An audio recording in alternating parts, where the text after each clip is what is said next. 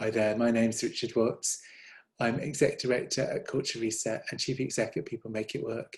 We help cultural organisations and professionals within the sector to change and develop through our programmes and individual consultancy and advice services. I wanted to talk a bit about the effect of kind of coming out of a programme like Culture Reset and then seeking to manifest the changes that you might have imagined and want to realise in your organisation, and talk a little bit about what that feels like and some steps that you might take as you're managing your own experience. So I will be referring in this session to Darrell Connor's Managing at the Speed of Change, Positively Perceived Change Curve, with pessimism on the vertical axis and time on the horizontal. So what we know is that when we are managing change, even change that we see in this way as positive, like starting a new relationship, starting a new job and moving home, or in this case, activating and manifesting ideas that we have wanted to do that might reset culture. We'll go through this series of phases, or many of us will. This isn't a universal set of experiences, but if you identify as neurotypical, then it's quite likely that you'll experience change in these ways. So what I wanted to do today was to talk a little bit about these different steps and a couple of actions you can take at each moment. So first of all, when we start to implement change, say we're just coming out of the Culture Reset programme, we've got high levels of optimism that we've identified some actions that we're committed to and that will make a difference and help to reset culture in our organisation, network or communities. So we call that uninformed optimism, and it's that sense of buoyancy and opportunity. It's perhaps a sense, it's almost like a kind of honeymoon feeling of like everything's possible. I can't believe how lucky I am. I can't believe how clear it is. So it's a really exciting moment, but it's also a temporary experience. So that buoyancy that comes from that sort of shared experience and having answers, there's three things you can do if you feel like it's time to move out of that space. If you're still in that space but you're not taking action with your changes. First of all, number one, check in on what you intended to do by now. Perhaps have a look back at your action plan coming out of Culture Reset if you made one. Secondly, speak with someone you met on Culture Reset and compare notes from the programme and how they're feeling, how buoyant they're feeling at this moment. And thirdly, recalibrate your plans to get into movement. You know, what could you do to get started at this moment? Now, if you do one of those three actions, it's quite likely that you'll move out of that sense of uninformed optimism and you'll start to move into what we call informed pessimism. So this is really where it can link to sort of being hit by reality and the challenges that we encounter in realising our positive changes. So three things that you can do if you're having that sense of feeling overwhelmed, wondering if you're good enough to make this happen, whether the ideas that you had during Culture Reset were realistic. It's really natural to have that sort of sinking feeling as you go through a positive change curve. So there's three things you can do to help move you through and help you sort of respond to this situation. First of all, you can connect with your original outcomes and impact.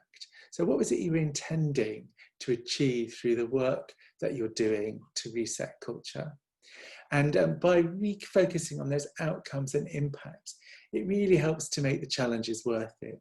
So rebalances from kind of a wall of it's so difficult to a sense of actually it's bound to be difficult because I'm making some really big things happen.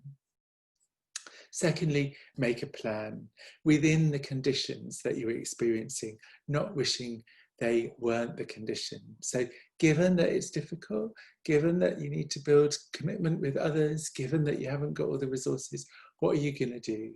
What can you do right now to get into action? So that again helps. As soon as you can see that journey, you start to move from informed pessimism into that next stage. And the third thing you can do is notice when you last felt like this sense of perhaps sinking or feeling a little bit overwhelmed. And it's probably the last time you implemented some positive change, the last time you moved house, the last time you started a new job, the last time you took on a project that felt big for you. So that's really helpful because it helps you to see that this is change-related dysfunction, not related to competence, experience or desire. It's related to the situation that you're in. So if we're moving from uninformed optimism to informed pessimism, the next stage you want to get to is called hopeful realism. Now, in between those two, there's what we call the checkout zone or the pit of despair. It can be really difficult to get through that. And that checkout zone means sometimes you just go, do you know what?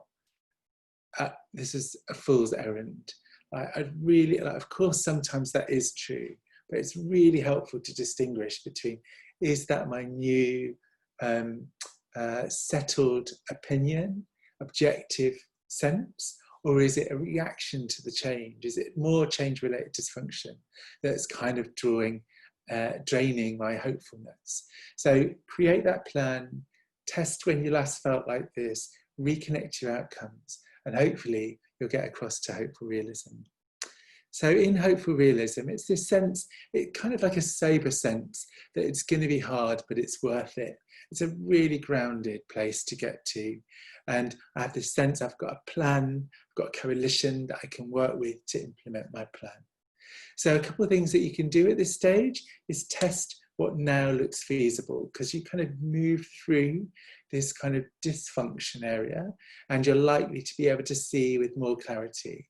So let's check and refine our plans accordingly. Were we realistic? Can we move faster? Probably. Do we need to move slower? Are there some extra steps that I can now see I need to take? The other thing I do at this stage is think about exploring partnerships to share resources. Are there other people that are in this same stage that are trying to make similar things happen? How can I make sure I'm not going it alone? Because it'd be much easier to get further if we're working together.